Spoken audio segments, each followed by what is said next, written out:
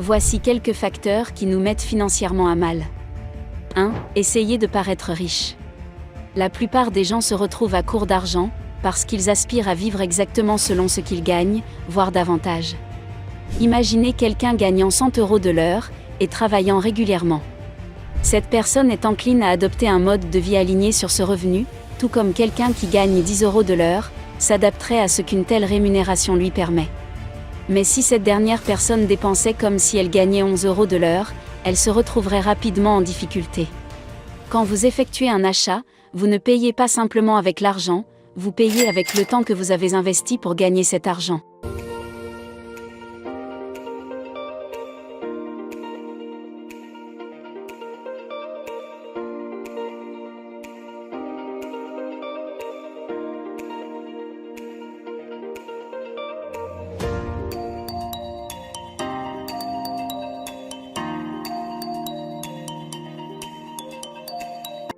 Beaucoup l'oublient, ce qui conduit à des déséquilibres financiers.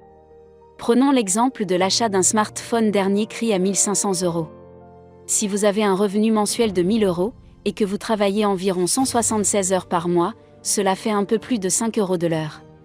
Acheter ce smartphone reviendrait donc à investir presque 300 heures de travail. En revanche, si vous optez pour un modèle moins coûteux, disons à 200 €, cela ne vous coûterait que 40 heures de travail. Bien sûr, le smartphone dernier cri aura des fonctionnalités avancées par rapport à l'alternative moins chère. Cependant, la question cruciale est, ces fonctions supplémentaires valent-elles l'équivalent d'environ 260 heures de travail supplémentaires? C'est à chacun de juger. Si vous réalisez la véritable équation de temps contre coût, votre perspective sur les achats peut changer radicalement. Pour assurer sa stabilité financière, il est essentiel de vivre un peu en dessous de ses moyens. C'est le coût caché du style de vie. Cela pourrait signifier renoncer à certains luxes, ou à des marques de prestige. Peut-être pas d'escarpins Louboutin, pas de sac à main Chanel, pas de cravate Hermès ou de montre Omega. L'essentiel est de créer de la richesse réelle, plutôt que de simplement la montrer. En adoptant le mantra « vivre simplement, économiser grandement », on peut éviter de nombreux pièges financiers. 2. Pour vous, la richesse est une illusion.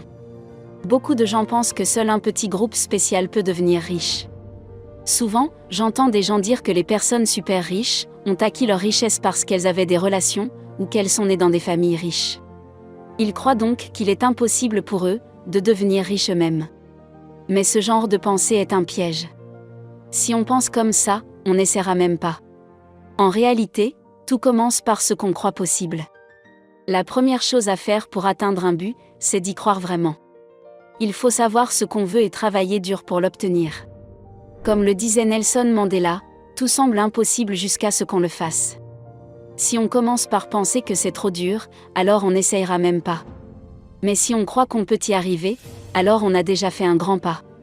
Il y a plein d'histoires de gens qui ont réussi, même quand tout le monde disait que c'était impossible. Ils ont cru en eux, ont ignoré les critiques, et ont travaillé dur pour réussir.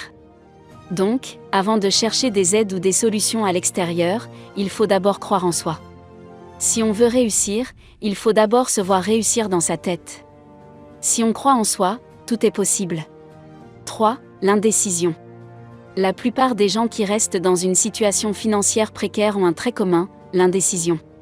Ils hésitent souvent, pesant sans fin les pour et les contre, ce qui les empêche de saisir des opportunités qui se présentent à eux. Et je suis certaine que vous avez déjà vécu une situation semblable. Peut-être avez-vous déjà pensé à investir dans une entreprise naissante, à suivre une formation ou à démarrer un projet qui vous tenait à cœur, mais vous avez repoussé indéfiniment l'échéance, cherchant le moment parfait. Et ensuite, des années plus tard, vous avez regardé en arrière avec regret, réalisant que si vous aviez agi, votre situation aurait pu être bien différente. Cette incapacité à prendre des décisions rapidement prive de nombreuses personnes d'un potentiel incroyable. Tandis qu'il reste à peser les options, d'autres, plus déterminés, avancent et saisissent ces opportunités. Ceux qui décident vite, qui voient une opportunité et la saisissent sans hésiter, sont souvent ceux qui finissent par progresser financièrement et dans bien d'autres domaines de la vie.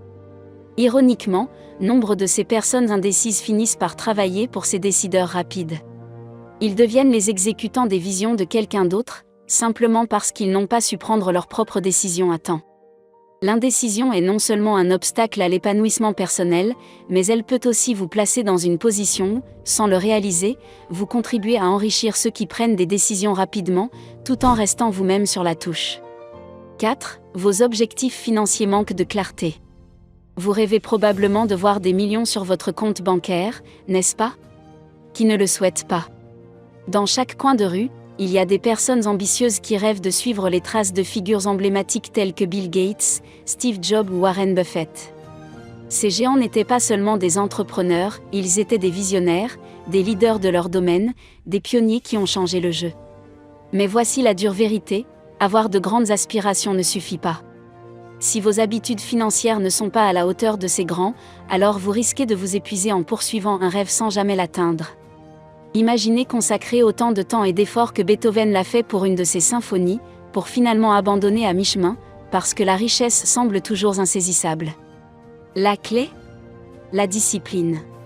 Se fixer des objectifs financiers clairs, réalisables et progressifs.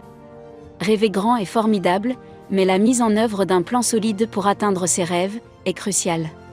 Car à la fin de la journée, ce ne sont pas seulement les grandes ambitions qui vous mèneront à la prospérité, mais bien les petites actions quotidiennes et les décisions judicieuses qui, accumulées, construiront votre empire. Soyez le maître de vos finances, et vous serez sur la bonne voie pour devenir le prochain grand entrepreneur de votre génération. Numéro 5, vous avez de mauvaises habitudes. L'habitude est une force puissante qui peut nous propulser vers le succès ou nous tirer vers le bas. Pour beaucoup, de mauvaises habitudes insidieuses sont le mur invisible qui les empêche d'atteindre la richesse qu'ils désirent. Prenez par exemple les dépenses impulsives.